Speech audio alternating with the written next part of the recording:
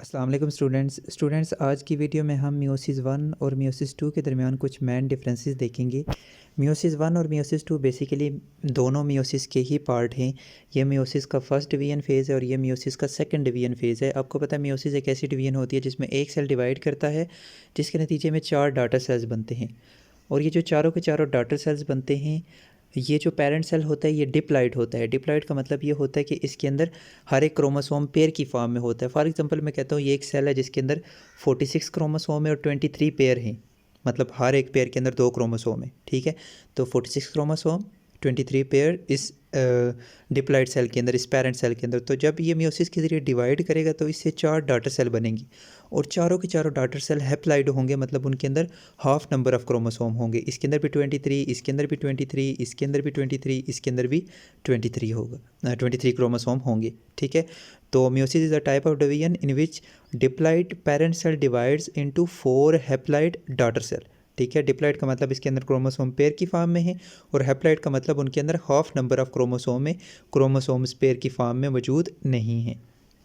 तो meiosis one और meiosis to को हम बेसिकली किस तरह से डिफ्रेंशिएट करते हैं। सबसे पहला डिफरेंस मियोसिस वन और मियोसिस टू के दरमियान ये है कि जो मियोसिस वन है वो फर्स्ट डिवीजन है मियोसिस की। मियोसिस के अंदर जो पहला पार्ट होता है, पहले जो डिवीजन फेज़ होता है वो मियोसिस वन होता है। During this phase one diploid cell divide करता है 2 हैप्लॉइड डॉटर सेल में।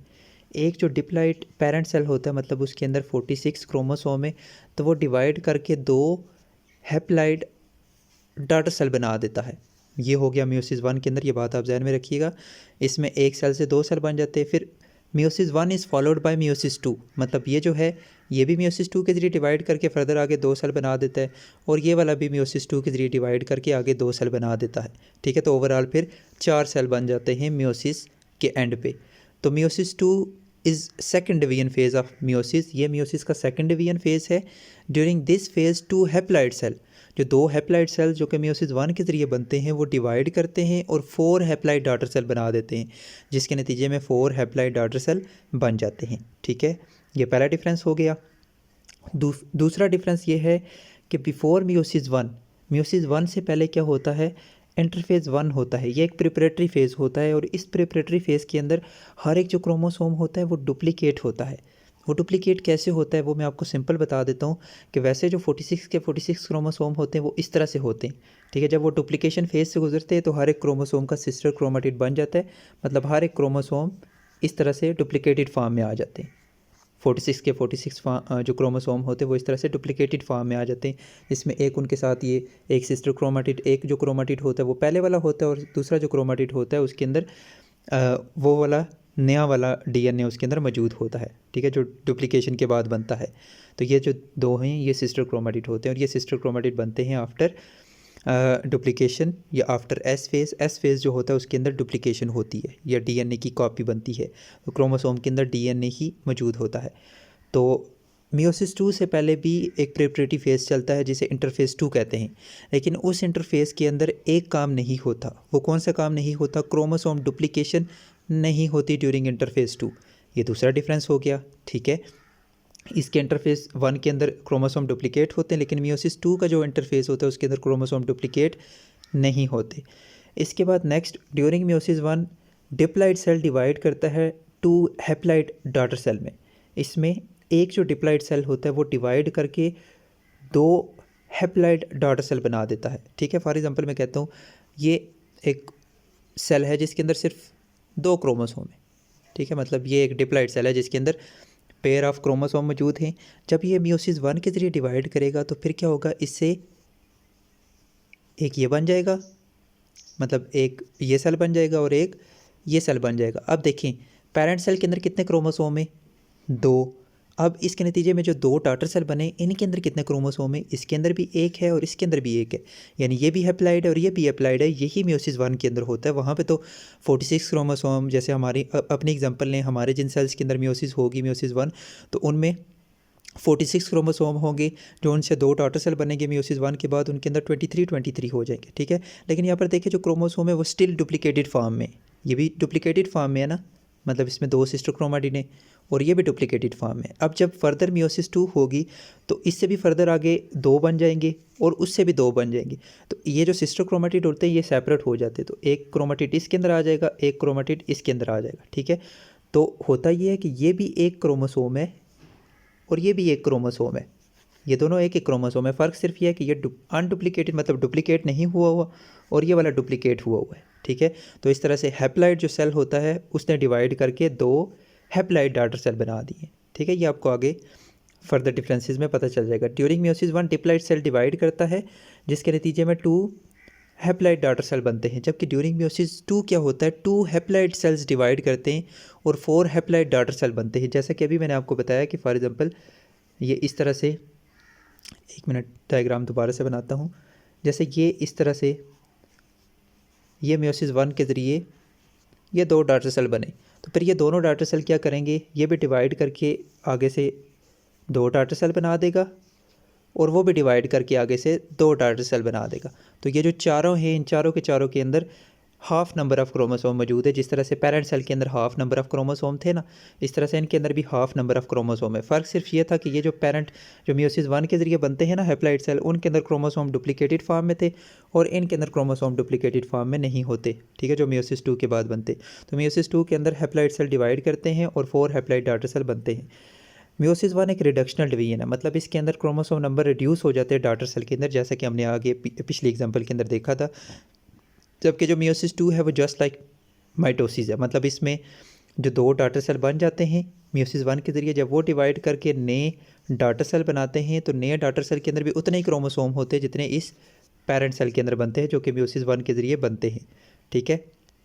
इसके बाद मियोसिस 1 को फर्दर डिवाइड किया जाता है प्रोफेज़ 1 के अंदर, मेटाफेज़ 1 के अंदर, एनाफेज़ 1 के अंदर और टीलोफेज़ 1 के अंदर, जबकि मियोसिस 2 को डिवाइड किया जाता है प्रोफेज़ 2, मेटाफेज़ 2, एनाफेज़ 2 और टीलोफेज़ 2 के अंदर। इसके बाद नेक्स्ट है daughter cell have half set of chromosome consist of 1। ये मियोसिस 1 के डिफरेंस के अंदर है कि डॉटर सेल जो होते हैं they have half set of chromosome, उनके अंदर हाफ सेट ऑफ क्रोमोसोम होते हैं। Consist 1 member from each homologous pair, हर एक होमोलोगस पेयर में से एक मेंबर होता है। सिंपल मैं आपको बताता हूँ, तो क्रोमोसोम मैंने बोला था अगर ये एक पेरेंट सेल है, अगर ये डिप्लॉइड है तो इसके अंदर हर एक क्रोमोसोम पेयर की फॉर्म में होगा। मैं यहाँ पे एक क्रोमोसोम की एग्जांपल लेता हूँ, तो हर एक क्रोमोसोम पेयर की एग्जांपल में ले रहा हूँ, तो हर एक क्रोमोसोम पेयर की फॉर्म में मौजूद होता है एक डिप्लॉइड सेल के अंदर।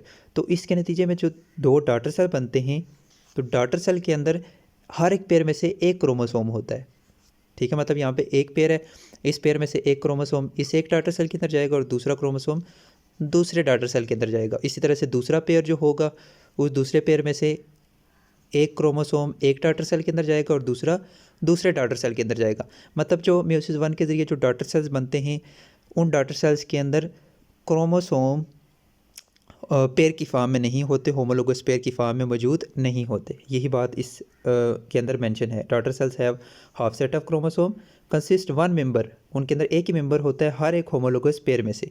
इसके बाद ये जो डॉटर सेल्स होते हैं दे आर आल्सो हैप्लॉइड, जो मियोसिस 2 के नतीजे में 4 डॉटर सेल बनते हैं ना, वो भी हैप्लॉइड होते हैं, लेकिन जो डॉटर सेल्स होते हैं दे हैव सिस्टर क्रोमेटिड, ठीक है, एज इंडिविजुअल क्रोमोसोम। मतलब उनके अंदर जो सिस्टर क्रोमेटिड होते हैं ना, ये मैं कहता हूँ ये एक क्रोमोसोम है, ये क्रोमोसोम, ये इसके 2 सिस्टर क्रोमेटिड हैं, ठीक है। तो हमने देखा था जो मियोसिस 1 है उसके नतीजे में ये एक डॉटर सेल बना, ये दूसरा डॉटर सेल बना मियोसिस 1 के नतीजे में। अब मियोसिस 1 के बाद जब मियोसिस 2 होगी तो इससे भी 2 जब बनेंगे, एक इस तरह का बनेगा और एक इस तरह का बनेगा, ठीक है। तो आप देखें वो कह रहे हैं जो डॉटर सेल्स है वो हैप्लॉइड है, लेकिन ये जो डॉटर सेल्स है इनके अंदर जो क्रोमोसोम है वो किस फॉर्म में है, सिस्टर क्रोमेटिड की फॉर्म में। जो एक सिस्टर क्रोमेटिड है, ठीक है, एक सिस्टर क्रोमेटिड ये देखें वो इंडिविजुअल क्रोमोसोम के तौर पर एक्ट कर रहा है। एक सिस्टर क्रोमेटिड यहाँ पे भी इंडिविजुअल क्रोमोसोम के तौर पर एक्ट कर रहा है और यहाँ पे भी सिस्टर क्रोमेटिड इंडिविजुअल क्रोमोसोम के तौर पर एक्ट कर रहा है। इसके बाद नेक्स्ट है क्रॉसिंग ओवर अकर ड्यूरिंग प्रोफेज़ 1। क्रॉसिंग ओवर होती है प्रोफेज़ 1 के अंदर जो मियोसिस 1 का प्रोफेज़ होता है, जबकि मियोसिस 2 के प्रोफेज़ के अंदर क्रॉसिंग ओवर नहीं होती, ठीक है। प्रोफेज़ 2 के अंदर क्रॉसिंग ओवर नहीं होती, एक और डिफरेंस हो गया। इसके बाद नेक्स्ट है होमोलोगस क्रोमोसोम अलाइन होते हैं। अब कुछ स्टेजेस में डिफरेंसेस आ गए प्रोफेज़ के अंदर, प्रोफेज़ 1 और प्रोफेज़ 2 में डिफरेंस ये है कि मियोसिस 1 के प्रोफेज़ के अंदर क्रॉसिंग ओवर होती है, मियोसिस 2 के प्रोफेज़ के अंदर क्रॉसिंग ओवर नहीं होती। इसके बाद मेटाफेज़ 1, मियोसिस वन का जो मेटाफेज़ वन होता है, आपको पता है मेटाफेज़ के अंदर जो क्रोमोसोम होते हैं वो सेल के सेंटर में अलाइन होते हैं, यहाँ पे इस तरह से सेंटर में अलाइन होते हैं। तो मेटाफेज़ वन के अंदर होमोलोगस क्रोमोसोम जो होते हैं वो सेंटर में अलाइन होते हैं, इस तरह से पेयर ऑफ क्रोमोसोम सेंटर में अलाइन होते हैं। जबकि जो मेटाफेज़ टू होता है उसमें इंडिविजुअल क्रोमोसोम सेंटर में अलाइन होते हैं, इस तरह से ये एक, ये दूसरा, इस तरह से तीसरा, तो ये सेंटर में इंडिविजुअल क्रोमोसोम अलाइन होते हैं। तो इसमें मेटाफेज़ वन के अंदर जो 23 पेयर होते हैं ना, हर एक पेयर इस तरह से सेंटर में अलाइन होता है। ये pair one, pair two, pair three, इस तरह से 23 पेयर सेंटर में अलाइन होते हैं। इसके बाद नेक्स्ट है एनाफेज़ वन के अंदर क्या होता है, जो होमोलोगस क्रोमोसोम होते हैं वो सेपरेट होते हैं। होमोलोगस क्रोमोसोम सेपरेट होते हैं एक दूसरे से ड्यूरिंग एनाफेज़। जबकि इसमें क्या होता है, एनाफेज़ टू के अंदर जो सिस्टर क्रोमेटिड होते हैं हर एक क्रोमोसोम के, वो एक दूसरे से सेपरेट होते हैं। यहाँ पे ये सिस्टर क्रोमेटिड, ये सिस्टर क्रोमेटिड, ये सेपरेट होते हैं during anaphase two of meiosis two. इसके बाद नेक्स्ट डिफरेंस ये है कि after telophase one, telophase one के बाद क्या होता है, both nucleus have haploid set of chromosome. जो न्यूक्लियस होता है उनके अंदर हैप्लॉइड सेट ऑफ क्रोमोसोम होंगे और हर एक क्रोमोसोम के अंदर 2 सिस्टर क्रोमेटिड होते हैं। जैसे कि हमने पहले देखा था कि हर एक क्रोमोसोम के अंदर 2 सिस्टर क्रोमेटिड होंगे। इसके अंदर क्या होगा कि आफ्टर टेलोफेज़ न्यूक्लियस बन जाएगा और उस न्यूक्लियस के अंदर हैप्लॉइड नंबर ऑफ क्रोमोसोम होंगे, लेकिन हर एक क्रोमोसोम के अंदर इंडिविजुअल क्रोमेटिड मौजूद होता है, ना कि सिस्टर क्रोमेटिड। तो दोबारा से मैं आपको बताता हूँ एक दफ़ा। फॉर एग्जांपल ये एक पेरेंट सेल है, इसके अंदर ये एक ही पेयर है, मतलब 2 क्रोमोसोम में एक पेयर है। तो जब ये मियोसिस वन के ज़रिए डिवाइड करेगा तो इससे 2 डॉटर सेल बनेंगे। हर एक डॉटर सेल के अंदर आप देख सकते हैं क्रोमोसोम मौजूद हैं, मतलब एक एक क्रोमोसोम मौजूद है, हैप्लॉइड नंबर ऑफ क्रोमोसोम है और उन क्रोमोसोम के अंदर सिस्टर क्रोमेटिड मौजूद है। ठीक है, ये सिस्टर क्रोमेटिड और ये सिस्टर क्रोमेटिड। फिर जब ये मियोसिस टू के ज़रिए डिवाइड करेंगे तो जो डॉटर सेल बनेंगे वो हैप्लॉइड होंगे और उनके अंदर एक जो क्रोमेटिड होता है वो इंडिविजुअल क्रोमोसोम के तौर पर एक्ट करता है। ठीक है, तो ये भी हैप्लॉइड है, लेकिन इनमें फ़र्क ये है, इन दोनों में फ़र्क ये है कि यहाँ पे जो क्रोमोसोम है वो उनके अंदर सिस्टर क्रोमेटिड मौजूद है और यहाँ पे जो क्रोमोसोम है उनके अंदर एक ही क्रोमेटिड क्रोमोसोम के तौर पर एक्ट करता है। तो आई होप इनमें मियोसिस वन और मियोसिस टू में कुछ मेन डिफरेंसेस आपको समझ आए होंगे। बाकी कोई क्वेश्चन है तो नीचे आप कमेंट सेक्शन में पूछ सकते हैं। शुक्रिया, अल्लाह हाफिज़।